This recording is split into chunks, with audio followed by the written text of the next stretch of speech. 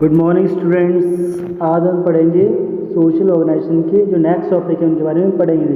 इससे पहले पढ़ा था अपन ने सोशल ऑर्गेनाइजेशन का इंट्रोडक्शन, टाइप्स और एलिमेंट के बारे में पढ़ा था। अब नेक्स्ट पढ़ते हैं topic voluntary associations. Voluntary associations क्या होती है, किस प्रकार इसका निर्माण होता है, किस प्रकार ये हेल्प करती है। तो पढ़ते अपन वॉलेंट्री एसोसिएशन के बारे में। The term voluntarism is derived from the Latin word voluntas, which means will और freedom। जो voluntary association होता है वो ऐसी संस्था होती है जो कि स्वतंत्र रूप से कार्य करती है। The term voluntarism is derived from the Latin word। जो voluntarism जो word है वो लैटिन वर्ड से लिया गया है।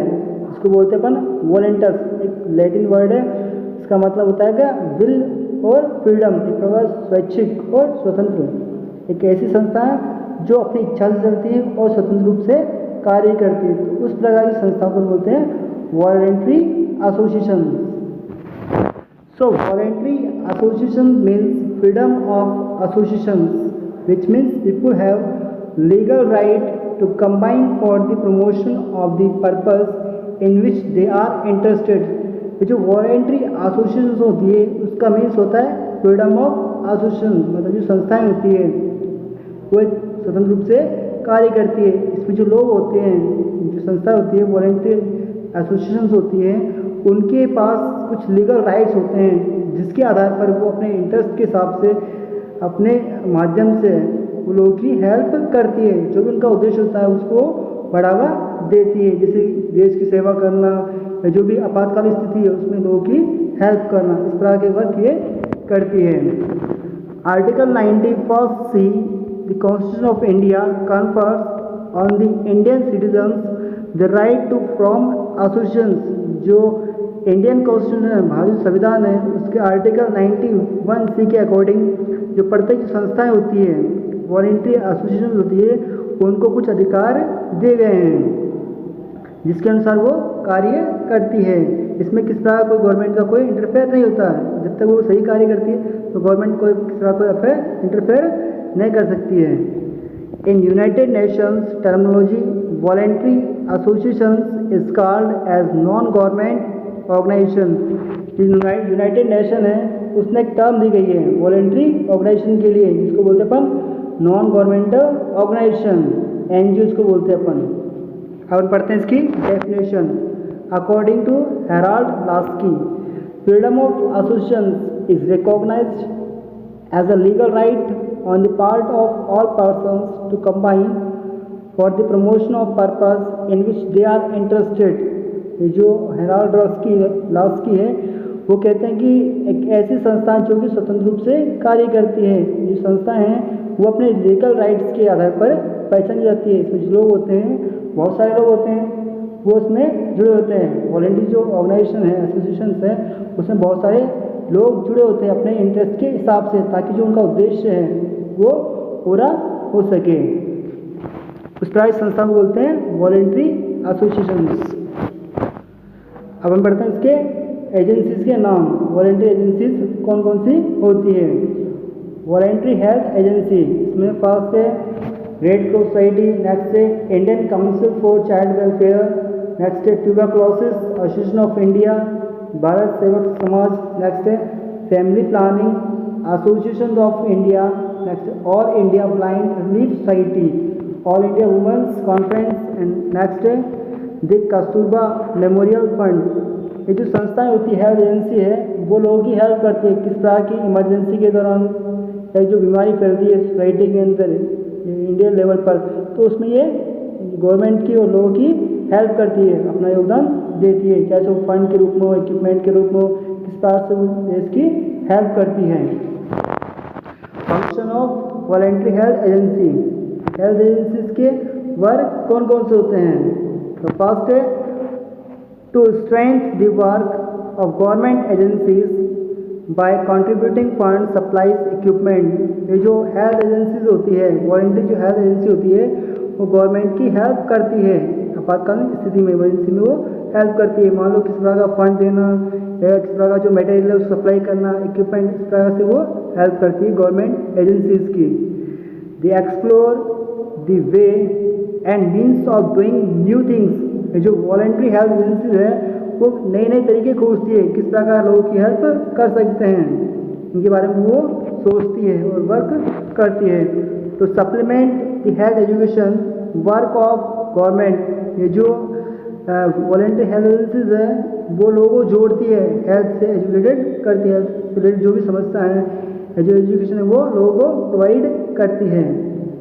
To guide the work of government agencies and also criticise if not suitable for the health people. ये जो वॉलंटरी हेल्थ एजेंसीज है वो लोगों को गाइड करती है, जो गवर्नमेंट है उसको भी गाइड करती है कि आप इस प्रकार वर्क करें। मान लो गवर्नमेंट किस तरह वो गलत काम करती है या एजेंसी किस तरह रूल रेगुलेशन गलत होता है तो उसकी आलोचना करती है एजेंसीज। नेक्स्ट पढ़ते हैं अपन सोशल सिस्टम के बारे में। Social system is a network of relationship and is an orderly and systematic arrangement of social interaction. Social system एक प्रकार का नेटवर्क होता है किसी चीज़ का, रिलेशनशिप का, आपसी जो संबंध होता है उसका एक प्रकार का तंत्र होता है। And is an orderly and systematic arrangement. इसमें जो लोग होते हैं वो सोशल इंटरेक्शन के माध्यम से सामाजिक क्रिया प्रतिक्रिया विचार विमर्श वार्तालाप उसके माध्यम से जो लोग होते हैं वो व्यवस्थित रहते हैं। तो अपन कह सकते हैं कि सोशल सिस्टम एक प्रकार का रिलेशनशिप टाइप का एक सिस्टम होता है, एक नेटवर्क होता है जिसके माध्यम से जो सोशल सिस्टम है वो आपसी इंटरेक्शन क्रिया प्रतिक्रिया के फलस्वरूप इस्टेब्लिश रहता है। The network of relationship, plurality of individual interacting with each other according to the share culture norms and meanings. ये जो डेफिनेशन इसके अकॉर्डिंग है, प्लूरलिटी ऑफ इंडिविजुअल लोगों की बहुलता, मतलब बहुत सारे लोगों का एकत्रित होना, इंटरेक्टिंग आपसी क्रिया प्रतिक्रिया एक दूसरे की हेल्प करना, विथ ईच अदर हेल्प करना, according to sharing culture norms and meaning. ये जो लोग होते हैं वो आपसे इंटरेक्शन करते हैं जिसके माध्यम से लोग अपनी जो कल्चरल है या नॉर्म्स है रूल रेगुलेशन है उसको बढ़ा सकें। बहुत सारे लोग होंगे इसमें सोशल सिस्टम के अंदर तो वो आपस में दूसरे कनेक्ट रहते हैं इसलिए ताकि वो अपनी जो कल्चर है ये रूल रेगुलेशन को फॉलो कर सके या उसको आगे बढ़ा सकते हैं। नेक्स्ट पढ़ते अपन characteristics of social system. First है बेस्ड ऑन इंटरेक्शन। ये सोशल सिस्टम होता है वो इंटरेक्शंस के ऊपर बेस्ड होता है, आपसी जो प्रतिक्रिया होती है विचार विमर्श होता है उस प्रकार से ये डिपेंड रहता है। सोशल सिस्टम इंटरेक्शंस नहीं होगा तो सोशल सिस्टम का निर्माण नहीं होगा। Interaction occur in social system when individuals और group interact and these interaction produce social system. Interaction जो होता है वो हर सोशल सिस्टम के अंदर देखने को मिलता है, इंडिविजुअल लोगों में होता है, पर्सन में होता है और ग्रुप के अंदर भी देखने को मिलता है। जब लोग एक दूसरे से मिलते हैं तो इंटरेक्शन होता है। ये जो इंटरेक्शन होता है वो एक सोशल सिस्टम को बढ़ावा देता है। नेक्स्ट कैरेक्टर है सोशल सिस्टम का, इंटरेक्शंस आर मीनिंगफुल। इसमें जो सोशल सिस्टम होता है उसमें जो इंटरेक्शन होगा मीनिंगफुल देखने को मिलेगा, तो महत्वपूर्ण होगा। The interaction will be meaningful if arrangement, various expression is orderly form। इसमें जो इंटरेक्शन होता है वो इम्पोर्टेंट तो होता है, इसमें जो वेरियस टाइप के एक्सप्रेशन होते हैं उसको सिस्टमेटिक फॉर्म में ढाला जाता है। नेक्स्ट कैरेक्टर है social system is a unity. ये जो सोशल सिस्टम होता है वो एक यूनिटी के रूप में दिखाई देता है। When the various parts of social system are arranged in an integrated manner, जब सोसाइटी के जो सोशल सिस्टम के वेरियस पार्ट एक दूसरे से अटैच होते हैं तो उनका एक समायोजन होता है एक सिस्टमेटिक तरीके से।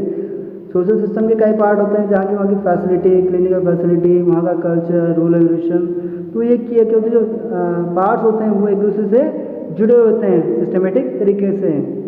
It acts in A United form. ये जो यूनिटी होती है वो एक संयुक्त रूप से दिखाई देती है एक सोशल सिस्टम के अंदर। If the part of social system such as instructions, if the part of social system such as institutions, customs, जो सोशल संस्थाएं होती हैं जैसे कि कोई भी संस्था या कस्टम कुछ प्रथाएं इसमें शामिल होती हैं। मान लो किसी कल्चर में किसी भी संस्कृति के अंदर लोग एक दूसरे से कनेक्ट हैं तो वहाँ पर यूनिटी देखने को मिलती है। यदि वो किसी भी एरिया के अंदर, जोग्राफिकल एरिया के अंदर अलग अलग प्रकार के कल्चर है, कस्टम्स है, नॉर्म्स है, तो वहाँ पर यूनिटी देखने को नहीं मिलती है। अब नेक्स्ट कैरेक्टर है फंक्शनल रिलेशनशिप।